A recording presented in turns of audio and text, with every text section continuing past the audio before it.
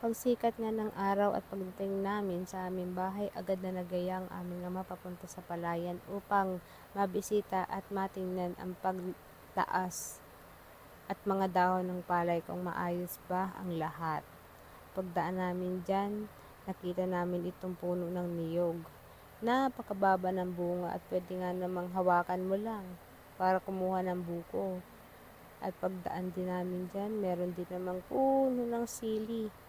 Meron ding puno ng talong. Pag sa Manila, yan ay may bayad. Pag dito, pwede ka manghingi, pwede ka rin magtanim. Sa probinsya, basta sipag kang magtanim, meron kang gulayin.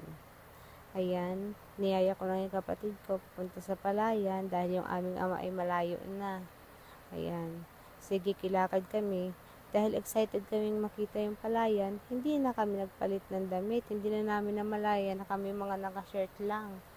After man din yan ay talaga namang napaka-challenging ng pagkamot.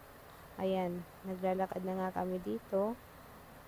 Dito ay wala pa masyadong damo, pero pagdating dun sa gitna ng palayan, syempre mga dahon ng palay yung mga hello sa'yo at na good morning, kasama ang hamog. Dahil ito nga ay umaga pa, ayan, sabi ko kay Papa ay smile. Smile din naman ang aming ama. O, ayan. Sige kami lakad dyan, papunta sa gitna ng palayan. At makita nga namin naman ay maganda naman ang tubo ng palay.